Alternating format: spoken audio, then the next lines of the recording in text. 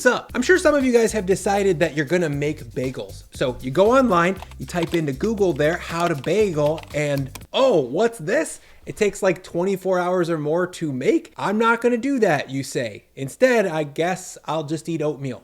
Again. So to solve for this problem, I designed a recipe for people that want to enjoy the profound pleasures of a fresh boiled bagel, but want it as soon as possible. This recipe is crispy, it's chewy, and comes together in less than an hour. To get started, I'll crack a flavorful hoppy beer and pour 265 grams of it into a small saucepan. Since beer is basically grain tea fermented with yeast, it helps us to mimic the taste of a long fermented bread dough. That means a lot more flavorful bagel with much less fermentation time. Next, I'll drop this pan on the stove and warm up this beer. Most beers live in the fridge where it's cold, and cold beer will dramatically slow the fermentation time of our bagel dough. And once this beer is somewhere between 100 and 105 F, I'll kill the heat and then grab my food processor. Into the jar of that, I'll combine 475 grams of bread flour, 12 grams of salt, and 10 grams of sugar. Next, I'll take all 265 grams of my warm hoppy beer and then add in 6 grams of instant yeast. I'll give that a quick stir to dissolve it, because if I didn't, the yeast wouldn't hydrate properly and the fermentation would be kind of unpredictable. Cut to what the dough looks like if you don't mix the yeast with the beer ahead of time. That isn't going to work. Next, with the food processor running, I'm going to stream in all of my beer/yeast mixture. By the way, this recipe makes 6 bagels, and that's just about the amount of dough that this food processor can handle. But if you want to make a dozen bagels, I've got a process for that coming up in just a second. And once all the beer is in, I'm going to spin this for another 30 seconds or so. Bagel dough is super dry, so we need extra mixing to make sure things are getting evenly hydrated and properly combined. And there we go. For reference, pizza dough is usually about 62 to 68% water, and this bagel dough is about 53%.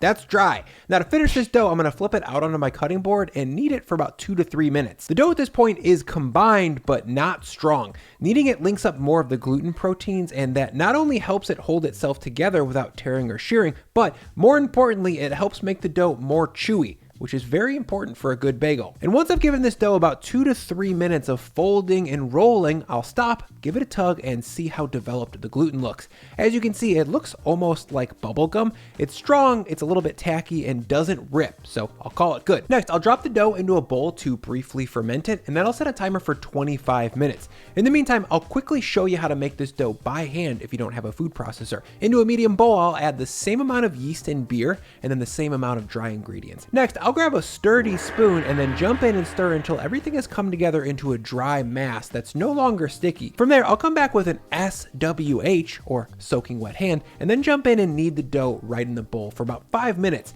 If you wanted 12 or 18 bagels instead of 6, this hand mixing technique would be the way to go over trying to fit it all in your food processor and maybe burning out the motor. And after 4 to 5 minutes of kneading, I've got this dough brought together. And from this point forward, the process of this dough is going to be exactly the same as for the food chopper dough. Speaking of that, it's been 25 minutes, so let's check back. As you can see, we've got a little bit of gas development, but not a lot, and that's ideal. Overly gassy bagel dough makes something closer to crusty bread than chewy bagel. Next, I'll flip this dough onto my cutting board and then divide it into 6 pieces that are about 125 grams each. Then, to shape this dough into a bagel, I'll push the gas out of it, give it one fold over, and then roll it out into the shape of a cigar. I'm looking for a length of about 10 inches with a little bit of a taper on the ends. Next, I'll grab the dough and wrap it around my palm, making sure to overlap the tapered ends by about 3 inches. Then, I'll give it a firm squeeze to seal it all up, and then I'll drop the bagel onto my cutting board and roll it maybe a dozen times to round things off and to seal up that seam that we just made.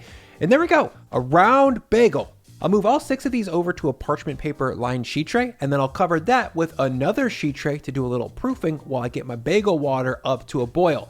And I'll also preheat my oven to 475 F. Both the water and the oven are going to need about 15 minutes to come up to temp. Way less time than it takes for me to make a nice cup of joe from the sponsor of this video, Trade Coffee. Trade is a coffee subscription service that partners with some of the nation's top independent roasters. Trade chooses roasters who have high ethical and sustainable sourcing standards, and every bag you order supports those roasters directly. So when you choose Trade, you can feel good about supporting local businesses and their communities. For example, Blueprint Coffee, based right here in St. Louis. They're a Trade roaster and the place that Lauren and I go to drink delicious coffee and have our weekly creative YouTube meeting, and eat their banana bread because it's sick. Today though, I'm brewing a pot of the Mexico Decaf from Bean & Bean. It's one of the smoother and sweeter coffees that I've tried from Trade, which makes it a really nice all-day sipper. Very sessionable. Trade roasts every bag of coffee on demand and delivers it on your schedule. You can even see the next roast date of your coffee on their website. And right now, if you head to drinktrade.com/Brian, you can get a free bag of coffee with any subscription. So to upgrade your morning routine, just head to drinktrade.com/Brian and get a free bag of coffee with any subscription purchase.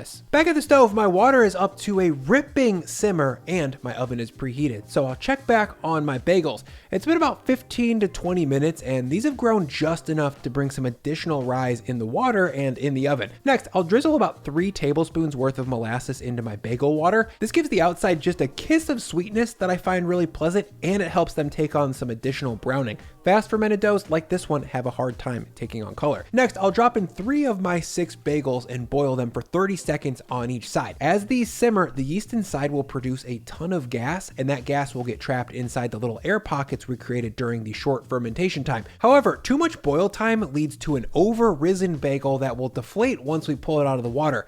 That bagel is tough and extremely chewy in a bad way. And after 60 seconds of boil time, these are puffed up and the water has gelatinized the starch on the outside. So I'll pull them out and rest them on a wire rack. That tough gelatinized exterior combined with the drier high gluten dough is what makes for a pleasantly chewy bagel. In goes the next 3 bagels, and after about 30 seconds on each side, I'll lift them out and move them over to the wire rack with the first 3. Next, to make these into a proper bagel, we'll need some topping. So I'll grab a bowl and into it add about a cup's worth of untoasted sesame seeds. Of course, feel free to sub in everything bagel seasoning or whatever else you like. Next, while these bagels are still hot and still wet, I'll drop them into the seed mix and swirl to get as much stuck as I can. Inevitably, a bunch of these seeds are going to fall off when we bake the bagels or when we go to cut them in half, so really get them stuck on there. And once I've got all 6 of these bagels clad with a layer of untoasted sesame, it's time to bake. So I'll load this sheetie into my 475F oven to bake it for 15 to 17 minutes. Even though these bagels rose quite a bit in the water, they're still pretty raw on the inside and they're going to continue to gas up and rise in the oven. And after 15 and a half minutes of bake time, these bagels have taken on some beautiful golden brown color and the seeds are nice and toasty looking. You guys, a fresh out of the oven bagel is something that few people who eat bagels have had the pleasure of experiencing. Dynamic, I think, is the best way to describe it. It's chewy, but also crispy and light in a way that is almost contradictory. These remind me of how I feel when I make fresh English muffins. They're so far above the version that's available to me at the grocery store that it almost feels like it should be called something different. To serve these, if you want to go savory, the clear option is to pair your cream cheese with some nice smoked fish. That's classic. Or lately, I've been a sucker for a sweeter variation with cream cheese and a long drizzle of raw honey. Honey, cream cheese, and toasted sesame is a god tier combination and it needs to be recognized. Anyways, bagels in 1 hour. What a world. I hope you guys try these soon and let me know in the comments how you think these stack up against my longer fermented ones that I did last year. Let's eat these things.